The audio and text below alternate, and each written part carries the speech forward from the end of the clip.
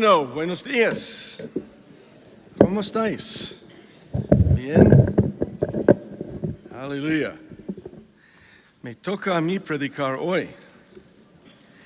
Yo estaba viajando mucho.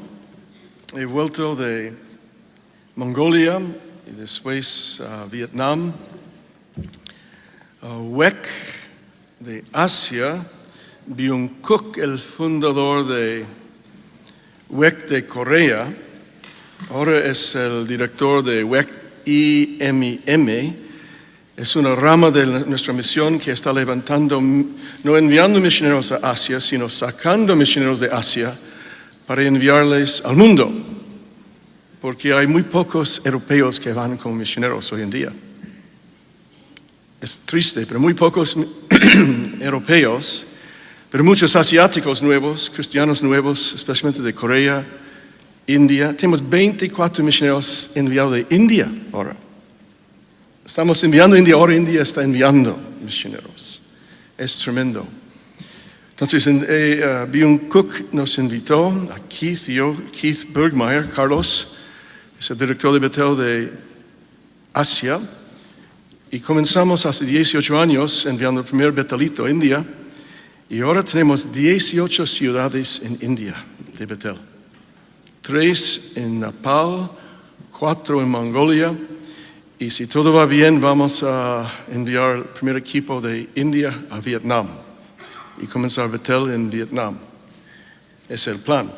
Pero bueno, menciono a Asia y WEC de Corea porque yo no iba a ser predicador hoy. WEC me pidió permiso para el pastor de la iglesia bautista más grande del mundo, que está en Corea. La iglesia más grande del mundo está en Corea también, de las Asambleas de Dios, que él predicará aquí esta mañana con vosotros. Pero él tuvo que cancelar y ahora me toca a mí. Lo siento. Aleluya. Y bueno, entonces si vas a predicar, antes de predicar es bueno tener algo para decir, ¿no? Es bueno no solamente hablar para hablar, es bueno oír la voz de Dios y decir lo que Dios quiere decir. Y Pablo dijo en 1 Corintios 9, versículo 26, Pablo dijo, perdóname, así que yo de esta manera corro, no como a la aventura, de esta manera peleo, no como alguien quien golpea el aire. ¿Habéis visto boxeadores intentando practicar, están peleando con el aire? ¿Y están peleando, están boxeando? No, están practicando, es algo parecido, pero no es real. Entonces yo quiero realmente predicar hoy por Dios y predicar su palabra. No solamente quiero pelear con el aire y hablar para hablar. Es bueno que tenga algo para decir para que podáis ser bendecidos y edificados. Entonces, la primera cosa es que hay que oír de Dios, y eso implica que hay que esperar, oír y preparar y finalmente comunicar lo que Dios dice.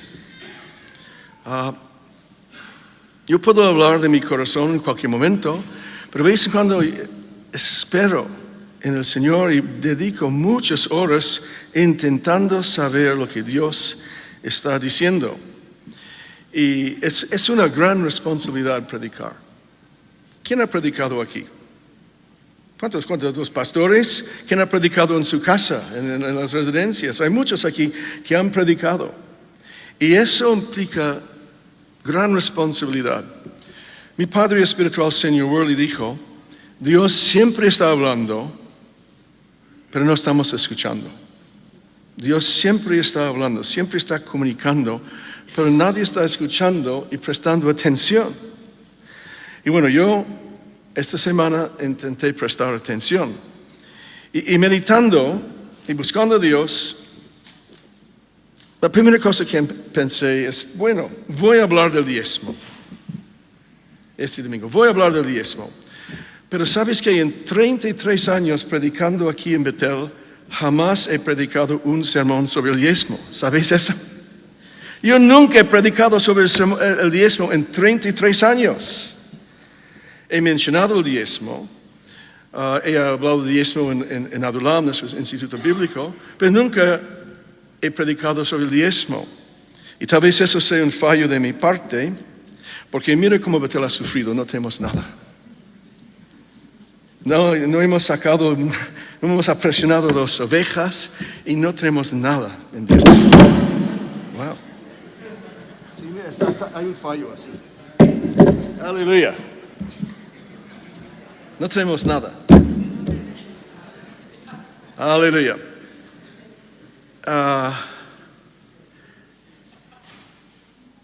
Bueno, sabes que gente me pregunta sobre diezmo y algunos me han dicho, Elías, si no puedo pagar la renta, no tengo dinero para comida, tengo un poquito para diezmo. Y ¿sabes lo que he dicho?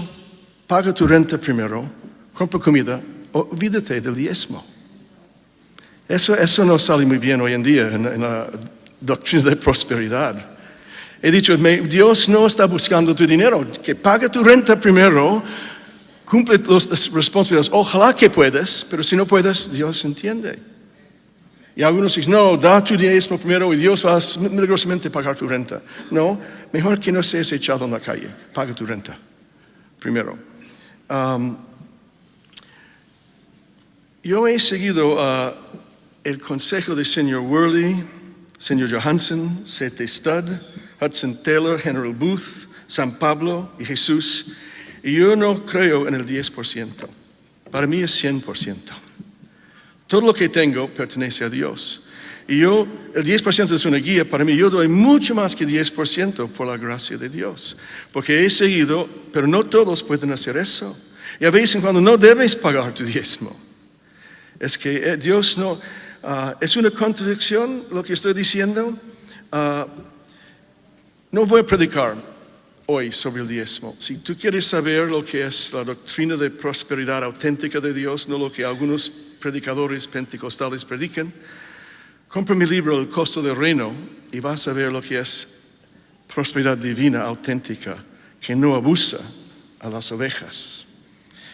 Y bueno, entonces pensé, pues no voy a predicar sobre el diezmo, no voy a romper mi historia de no predicar predicando.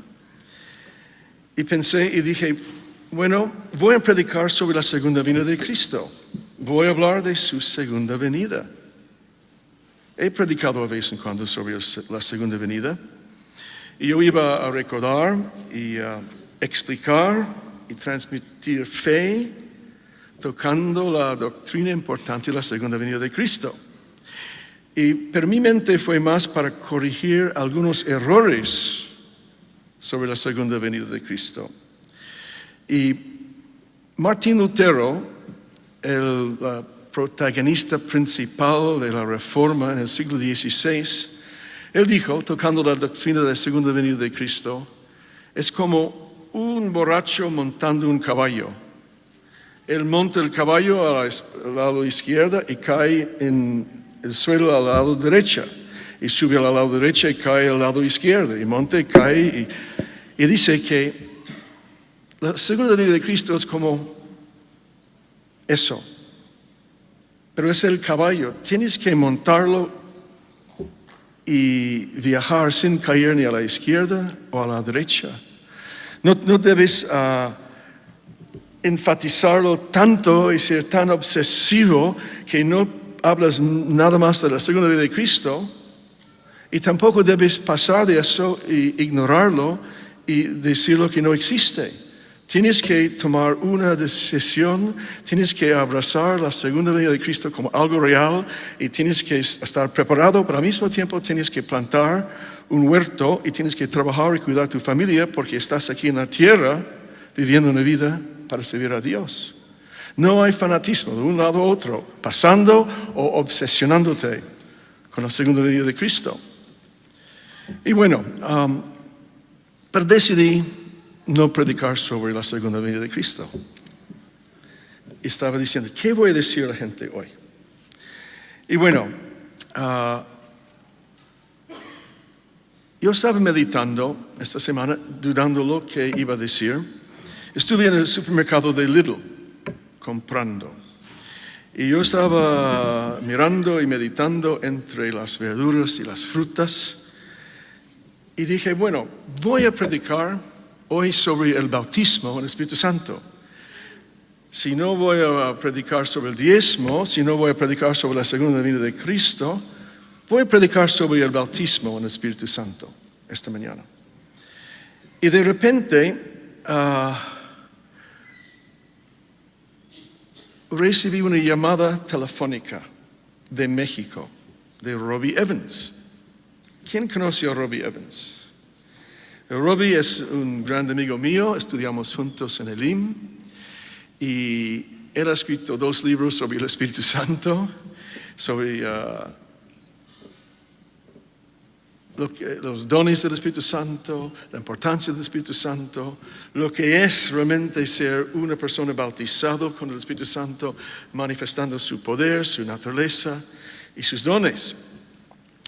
Y ¿sabes qué? Es curioso que Dios nos habla en sitios raros. A vez en cuando en la iglesia, a vez en cuando en Lidl, a vez en cuando en la zona de verduras, a vez en cuando en sueños, a vez en cuando en el autobús, a vez en cuando en el metro, a vez en cuando observando niños jugando. Y a vez en cuando comiendo un plato de lentejas y mirando las lentejas. Y a vez en cuando Dios habla en la iglesia. Dios siempre está hablando, pero no estamos escuchando.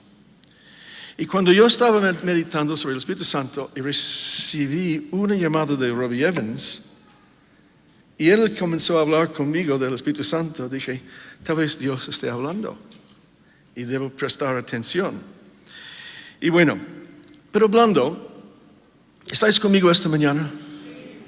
Entonces, hablando con Robbie en Lidl, entre las verduras, la fruta y en medio de una multitud en el supermercado, él me dijo, ¿sabes qué, Elías? Estoy escribiendo un tercer libro sobre el Espíritu Santo. Y él me dijo, las asambleas de Dios es la denominación más grande de pentecostales en el mundo. Yo no sé si hay 20 o 30 millones de ellos, pero es el grupo más grande de pentecostales, muy nobles, muy exitosos, y predican el Evangelio. Son los pioneros que desde Azusa, Elim, las asambleas de Dios, eran los primeros. Pero dijo, han descubierto que solamente 22% de las asambleas de Dios hablan en otras lenguas. Y 78% no están bautizados en el Espíritu Santo. La iglesia pentecostal, el pionero más grande en el mundo, solamente 22% realmente hablan en otras lenguas. Tal vez más sean bautizados en el Espíritu, pero no hablan en lenguas. Entonces, Betel es pentecostal. ¿Somos pentecostales? ¿Somos evangélicos? ¿Somos de la Reforma? Somos cristianos pentecostales evangélicos de la Reforma en el corriente principal de la fe cristiana. Yo imagino que las estadísticas son iguales aquí que en las asambleas de Dios. No voy a pedirte que levantes tu mano, pero yo no sé cuántos realmente hablan en otras lenguas. Yo no sé cuántos han recibido la plenitud del Espíritu Santo en su vida. Pero es importante, si tú quieres realmente triunfar en la vida y vivir una vida cristiana y manifestar la gloria de Dios, hay que nacer de nuevo, hay que tener la sangre de Cristo purificándote y sellando tu conversión. Tienes que tener el fruto del Espíritu Santo en tu vida y tienes que manifestar la presencia de Cristo. Y sería muy bueno añadir y manifestar los dones del Espíritu Santo y ministerios del Espíritu Santo. Pero solamente uno de 5 pentecostales comienzan a manifestar los dones. Y bueno, hablando con Robbie, él me prometió hablar de eso, porque va a venir aquí en octubre. porque Robbie va a predicar en Sevilla en la conferencia profética anual que tenemos, yo también. Y él va a estar con nosotros una semana y él va a derramar todo lo que tiene de Dios hablando del Espíritu Santo y su ministerio en la iglesia. ¿Está bien con vosotros? Entonces yo creo que es mejor que Robbie hable de eso que yo. Entonces, soy muy vago, ¿verdad? No voy a hablar del diezmo, no voy a hablar de la segunda venida de Cristo y no voy a hablar del Espíritu Santo, el bautismo en el Espíritu Santo. Entonces, ¿qué voy a decir? ¿Qué voy a decir? Bueno, intentando elegir fruta en Lidl, en medio del mercado, meditando sobre este tema, después del llamado de Robbie, de repente podía ver que las tres verdades, las tres experiencias tenían el mismo tema, un tema unificado. ¿Sabes lo que el diezmo, la segunda vida de Cristo y el bautismo en el Espíritu Santo son promesas entre Dios y su pueblo, promesas dadas y guardadas mutuamente entre Dios y su pueblo? Las tres doctrinas son promesas entre Dios y su pueblo, promesas dadas y guardadas mutuamente entre Dios y su pueblo. ¿De dónde viene el diezmo? Bueno, es porque Dios necesita oro y plata, ¿verdad? No. Él necesita nuestras ovejas y nuestro dinero. No. En Salmo 50, claramente el salmista dijo, David dijo en todo el Salmo, que Dios no necesita nada del hombre en Salmo 50, 10, 11 y 12, porque mía es toda bestia del bosque y los millares de animales en los collados. Y si yo tuviese hambre, yo no te lo diría a ti, porque mío es el mundo y su plenitud. Dios no necesita nada de nosotros. Dios no necesita tu dinero. El primer diezmo en la Biblia se encuentra en Génesis 14, versículos 18 a 20. Génesis 14, 18 a 20. Sí, por supuesto, en Génesis 4, versículos 3 a 5, vemos la familia de Adán ofreciendo la primera ofrenda. Pero no vemos el primer diezmo hasta Génesis 14 en la Biblia. Es cuando Lot fue capturado y esclavizado en la guerra de los 4 reyes contra los 5 reyes, cuando Lot se separó de Abraham con su familia y fue involucrado en los asuntos de Sodoma y fue capturado en la guerra. Y Abraham se levantó, tomó 318 hombres de su propia casa y con solamente 318 hombres Dios le ayudó a vencer 5 reyes. 4 reyes. Y él libró Lot y el rey de Sodoma. Y cuando él ganó la victoria, dice que fue una victoria sobrenatural. ¿Cómo puede un hombre de una tribu pequeña, con 318 hombres, vencer 4 reinos?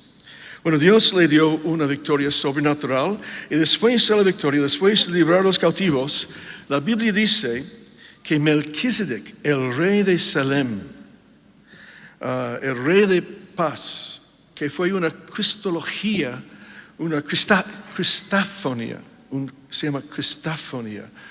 Cristo sí mismo se apareció y le saludó. Y Abraham inmediatamente se humilló delante de Cristo, el rey de paz, el rey de Salem, Melquisedec. Y él dijo, toma el diezmo de todo lo que tengo. Yo te prometo pagar mi diezmo. Y Abraham le honró, le dio las gracias por la victoria y le prometió desde aquel entonces diezmar sus bienes a Dios. Ese es el primer ejemplo de diezmo en la Biblia. Y es la señal original entre Dios y hombre, es una señal de gratitud, de relación y compromiso. Después, Abraham y toda su familia seguía con el diezmo. Dice en Hebreos capítulo 7, versículo 9, Hebreos 7, 9, dice que Leví, 400 años después, pagó diezmos en los lomos de Abraham. ¿Qué significa eso? Es decir, que los judíos seguían pagando diezmos porque pagaron al principio cuando estuvieron en los lomos de Abraham. La ADN de Israel estuvo en Abraham y cuando Abraham pagó, comenzó el proceso para toda la familia de Dios. Y nosotros, según el libro de Hebreos, nosotros pagamos diezmo con Abraham cuando estuvimos dentro de él. Y bueno, entonces, esa es una señal entre Dios y hombre, una promesa. Dios rescató a Abraham y Lot y ellos han hecho un compromiso, expresar su gratitud y su relación pagando su diezmo. Y bueno, entonces, el diezmo es una promesa dada y guardada entre Dios y hombre y entre hombre y Dios. Y voy a repetir, afirma nuestra relación familiar, nuestra gratitud por su protección, nuestra confianza absoluta en su amor, su provisión, su protección. Y realmente necesitas fe para dar un diezmo. Y no es fácil.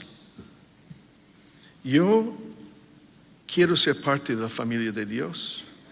Y es una expresión de confianza. Y bueno, vemos el diezmo también en Génesis 28, versículos 15 a 22.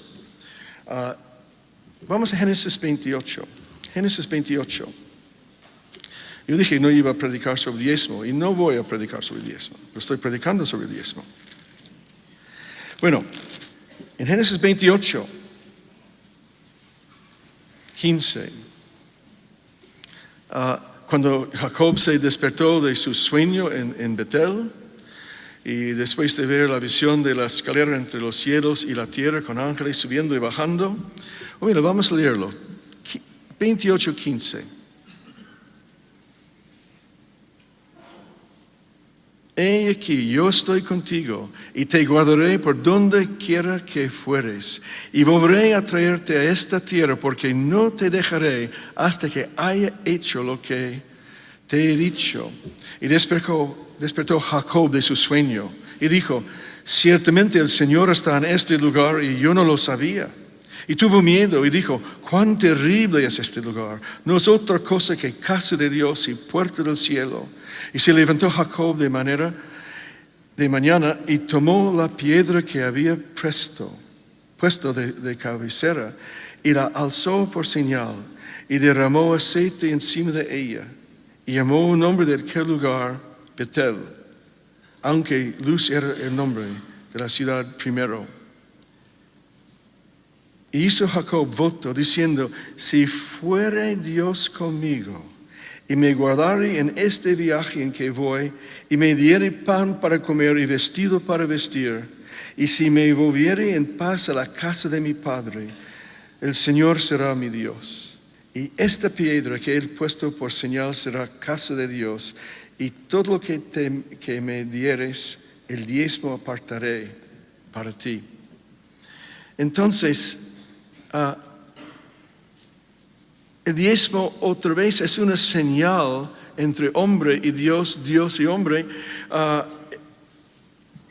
Jacob estaba jurando, si tú me guardas, si tú me preserves, yo te prometo sellar esta promesa con un diezmo.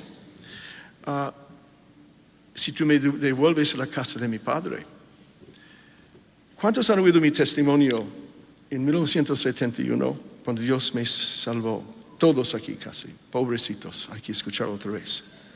Pero yo era un judío, un no cristiano, un chico rebelde, egoísta y todo. Pero Dios, cuando yo estaba andando al lado del río Carlos en Boston, con un jovencito buscando, y Dios me habló y me dijo, dame tu corazón, y me levantó fuera de mi cuerpo, me subió y abrió los cielos, y yo vi lo que Job vio. Entonces, que estás inventando eso. No estoy inventando eso, porque eso cambió mi vida. Y Dios me ofreció todo eso y me pidió mi vida otra vez. Y dije, sí, Señor, pero no hoy, mañana, todavía hay cosas que quiero hacer. Y Él me bajó a la tierra, abrió la tierra al lado de MIT y Harvard, al lado del río Carlos. Yo vi el infierno y Gehenna y almas perdidas. Yo vi lo opuesto de la casa de Dios. Yo pensé que yo hubiera perdido todo y comencé a clamar a Dios y gritar y andar como un loco en Boston andando en la nieve en el invierno. Y no sé por qué, pero para dar mi vida a Dios me eché mi cuerpo a través de un escaparate de cristal de una tienda de coches cerrado. El cristal viejo que no tenía el plástico que fragmentó, me cortó en 5 sitios, un sitio muy serio. Me llevaron al hospital y en el hospital, en el sala de emergencias, clamé a Dios y Jesús entró y me preguntó por qué estaba muriendo. Me tocó y nací de nuevo, y desde aquel entonces comencé a buscar a Dios y servir a Dios. Y hoy soy misionero y no economista o catedrático hoy en día, porque yo he visto la casa de Dios. Y yo quiero volver a aquella casa. Yo quiero estar con Él en la gloria. Entonces todo pertenece a Él en este mundo. El diezmo es nada, es una señal. Todo lo que soy, todo lo que tengo, le doy porque yo quiero ser sellado. El diezmo es una promesa dada y una promesa guardada mutuamente entre Dios y nosotros y Dios. Si Abraham selló eso, si Jacob selló eso, yo voy a sellarlo también. Porque si Él puede devolverme al Dios de mis padres,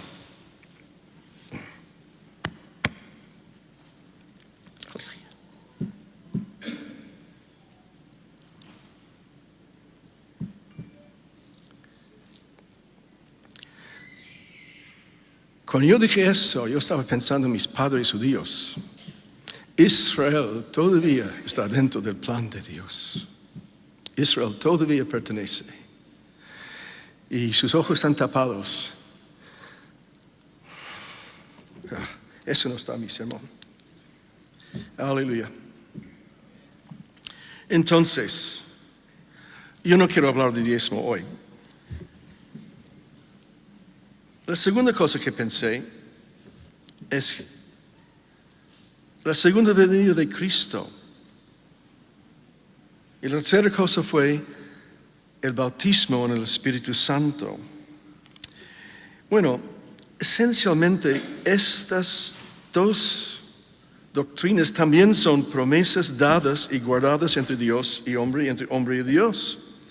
En Hechos 1, capítulo 1, Hechos 1, versículos 4, 5, 6, 7 y 8. Sabemos que después de la resurrección, Jesús estaba a punto de ascender y volver a los cielos. Y vamos a leer en Hechos 1. Hechos 1.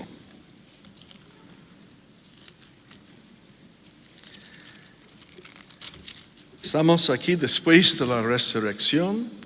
Jesús estaba muchos días con los discípulos, revelándose en su cuerpo glorificado a ellos, enseñándoles y preparándoles para su ascensión a la gloria. Y dice en versículo 4, y estando juntos, les mandó que no se fueran de Jerusalén, sino que esperasen la promesa del Padre, la cual les dijo, oíste de mí, porque Juan ciertamente bautizó con agua, mas vosotros seréis bautizados con el Espíritu Santo dentro de no muchos días. Entonces los que se habían reunido le preguntaron diciendo, Señor, ¿restaurarás el reino a Israel en este tiempo? Y él les dijo, no os toca a vosotros saber los tiempos o las sazones que el Padre puso en su sola potestad. Pero recibiréis poder cuando haya venido sobre vosotros el Espíritu Santo y me seréis testigos en Jerusalén, en toda Judea, en Samaria y hasta lo último de la tierra. Entonces, después de la resurrección, Jesús se presentó a los discípulos, habló con ellos, podían tocarle, Él comió con ellos, Él explicó muchas cosas y Él tuvo que volver al Padre, tuvo que ascender a la gloria. Y antes de ascender, Él dijo que el Espíritu Santo iba a venir y el Padre iba a bautizarles en poder dentro de pocos días. Jesús les dio una promesa. Y todos saben lo que pasó en capítulo 2 de Hechos. ¿Qué pasó en capítulo 2? El día de Pentecostés. El Espíritu Santo fue derramado sobre los 120 en el aposento alto y comenzó a manifestar su poder y ellos salieron a las calles de Jerusalén predicando en otras lenguas a todos los judíos que visitaron Jerusalén en el tiempo de las fiestas. Y Jesús cumplió aquella promesa en el día de Pentecostés. Pero llegamos al versículo 9, aquí en capítulo 1. Y habiendo dicho estas cosas, viéndolo ellos, fue alzado y le recibió una nube que le ocultó de sus ojos. Y estando ellos con los ojos puestos en el cielo, entre tanto que él se iba, he aquí se pusieron junto a ellos dos varones con vestiduras blancas, los cuales también les dijeron: varones galileos, ¿por qué estáis mirando al cielo? Este mismo Jesús, que ha sido tomado de vosotros al cielo, así vendrá como le habéis visto ir al cielo. Él fue ascendido a la gloria. Dos ángeles se presentaron y comenzaron a hablar con ellos. ¿Y qué dijeron los ángeles? Bueno, estaban atónitos. Jesús había desaparecido de vosotros, ascendió delante de sus ojos. Entonces los dos ángeles dijeron: ¿por qué estáis mirando al cielo? Este mismo Jesús que ha sido tomado de vosotros al cielo, así vendrá como le habéis visto ir al cielo. ¿Qué vemos aquí? Esa es la declaración y la promesa de la segunda venida de Cristo. Cristo volverá la segunda vez. Este mismo Cristo que ascendió delante de vosotros volverá la segunda vez. ¿Quién cree en la segunda venida de Cristo? Él va a volver otra vez. Hay que creer que él nació de la Virgen María. Hay que creer que Él vivió una vida sin pecado. No hay ningún otro profeta de ninguna otra religión que no ha pecado.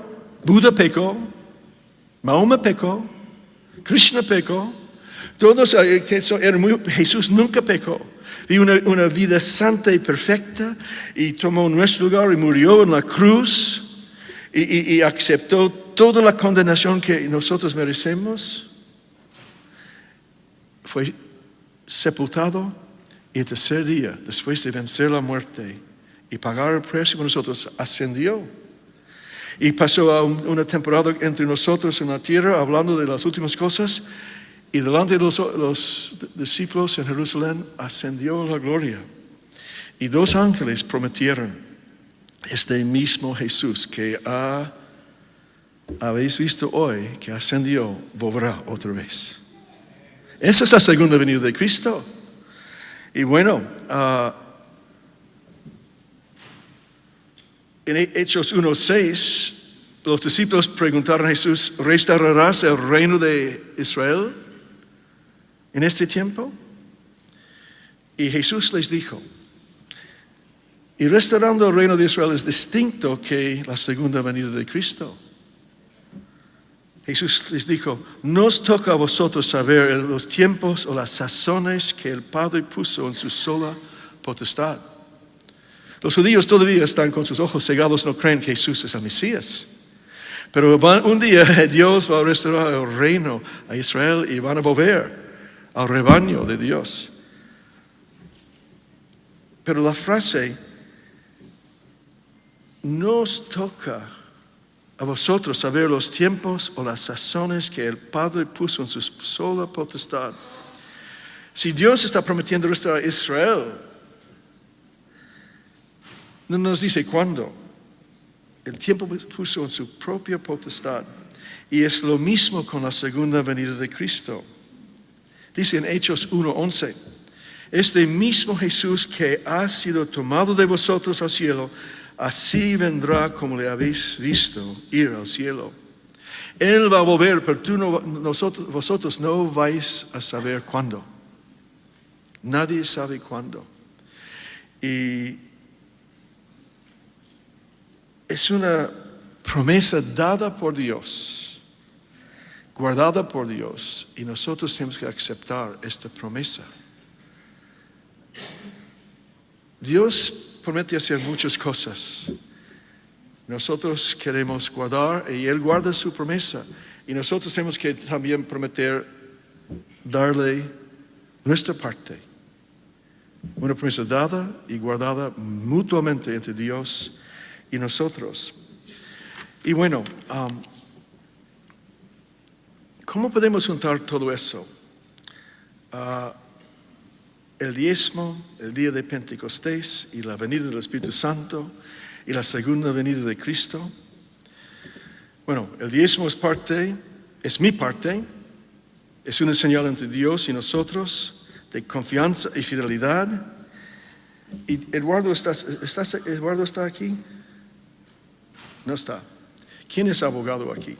Bueno, la palabra en inglés, si haces un contrato, hay un pago vinculante normalmente.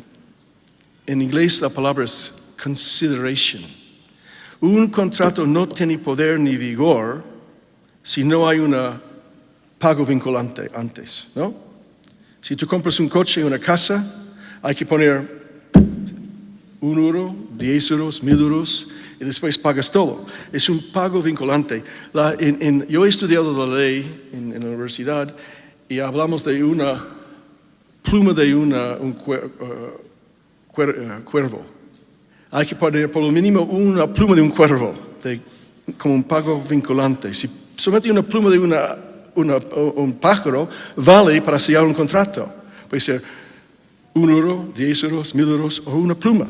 Pero hay que entregar algo para hacer el contrato válido. ¿Entendéis lo que está diciendo? Ok. Entonces, el diezmo,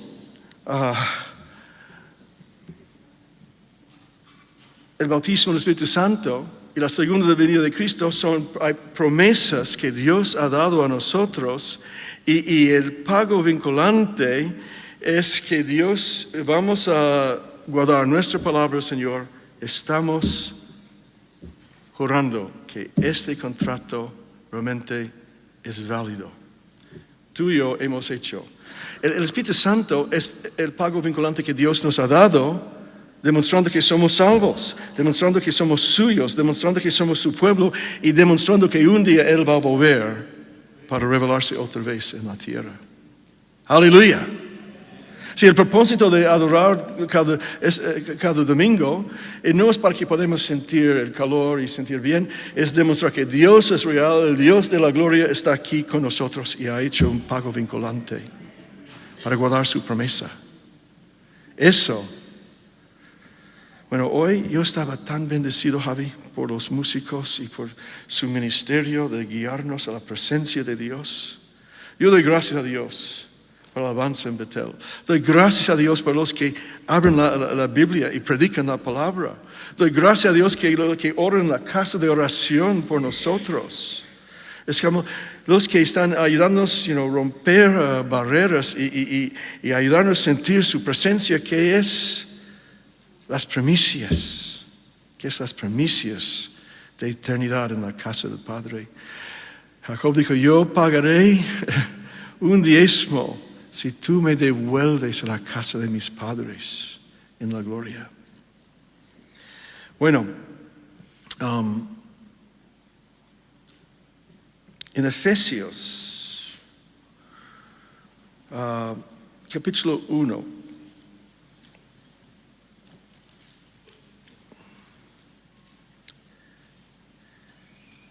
declara, Efesios 1.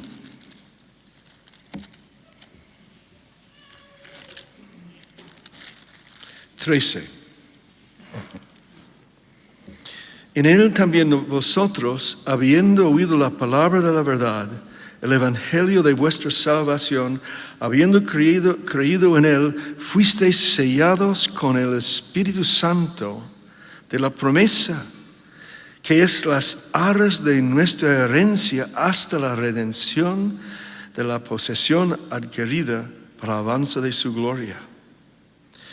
Eso, Efesios 1, 13 y 14 declara que fuimos sellados con el Espíritu de la promesa, que es las arras, el pago vinculante de nuestra herencia.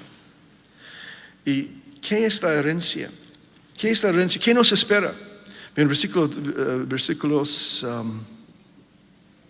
3, Efesios 1, 3.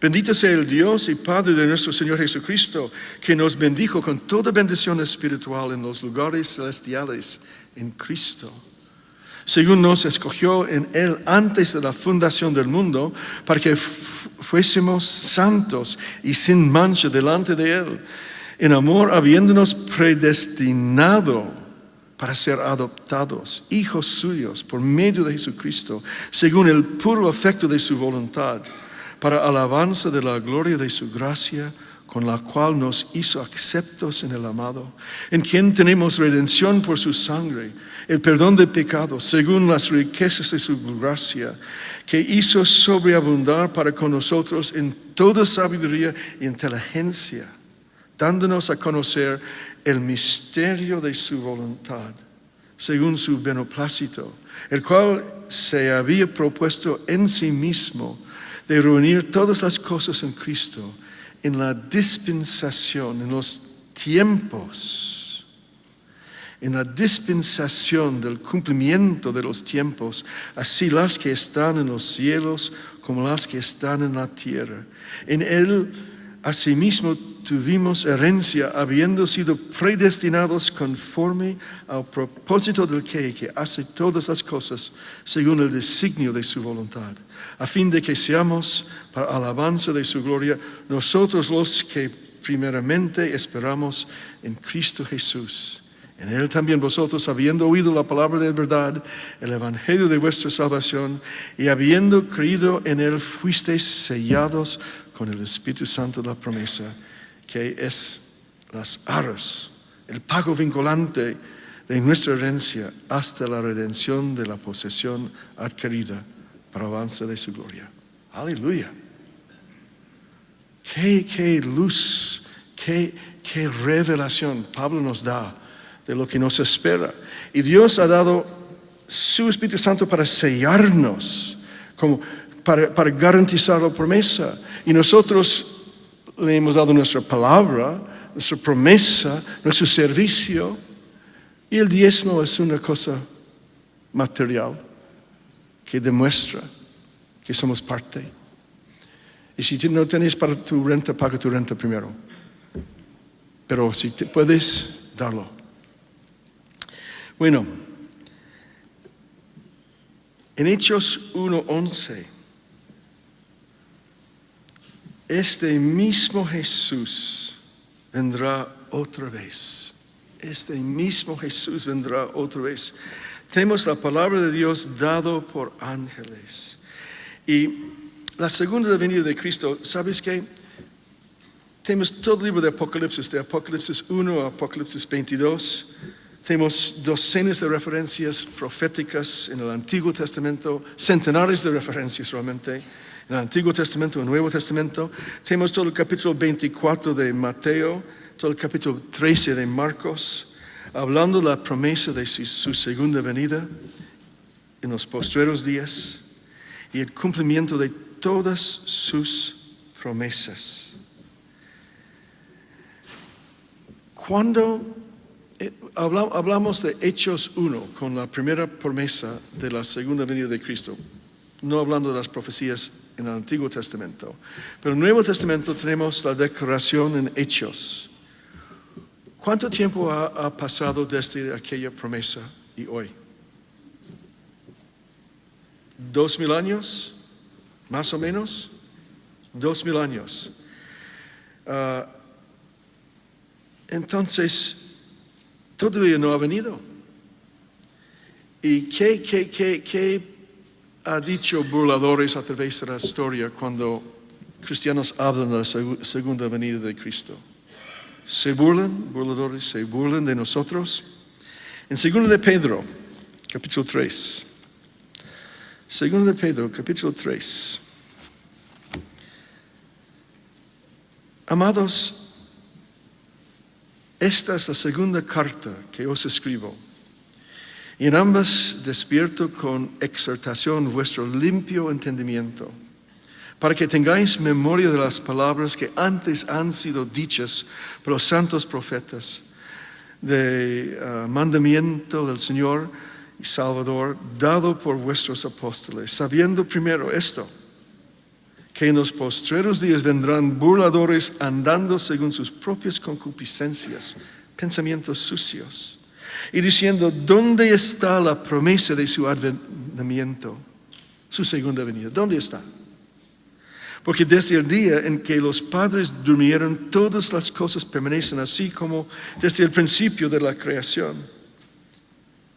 Estos ignoran voluntariamente que en el tiempo antiguo fueron hechos por la palabra de Dios los cielos y también la tierra, que proviene del agua y por el agua subsiste. Por lo cual el mundo de entonces pereció anegado en agua. Pero los cielos y la tierra que existen ahora están reservados por la misma palabra, guardados para el fuego del día del juicio y de la perdición de hombres impíos. Mas, oh amados, no ignoréis eso, no ignoréis esto, no ignoréis esto, que para con el Señor un día es como 1000 años, y 1000 años como un día. Y el Señor no retarda su promesa, según algunos la tienen por tardanza, sino que es paciente para con nosotros, no queriendo que ninguno perezca, sino que todos proceden al arrepentimiento. Y bueno, entonces, pero el día del Señor vendrá como ladrón en la noche, en el cual los cielos pasarán con grande estruendo, y los alimentos ardiendo serán deshechos, y la tierra, las obras que en ella hay, serán quemadas. Puesto que todas estas cosas han de ser deshechas, como debéis vosotros andar en santa y piadosa manera de vivir, esperando y apresurándoos para la venida del día del Señor, en el cual los cielos encendidos serán destruidos y los alimentos siendo quemados se fundirán. Pero nosotros esperamos según sus promesas cielos nuevos y tierra nueva, en los cuales mora la justicia.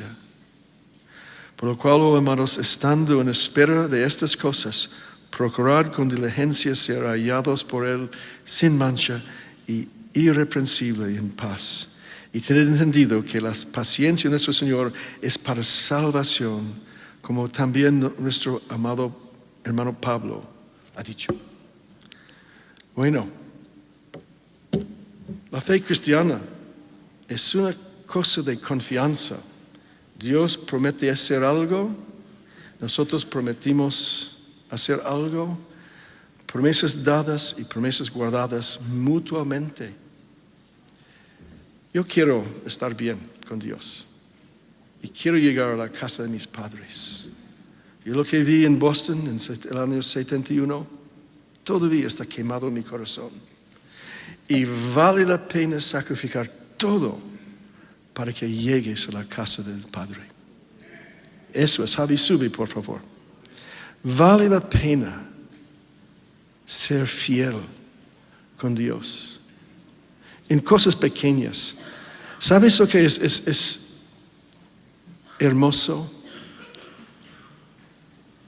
El rico y el pobre pagan lo mismo.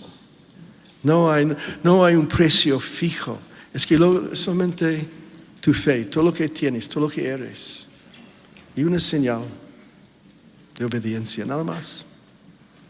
Aleluya. Vamos a ponernos de pie todos.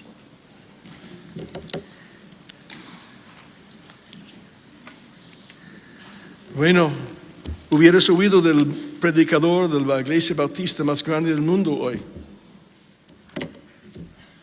Pero ¿qué importa? Betel es una iglesia grande. Sois un pueblo muy especial. Muy especial.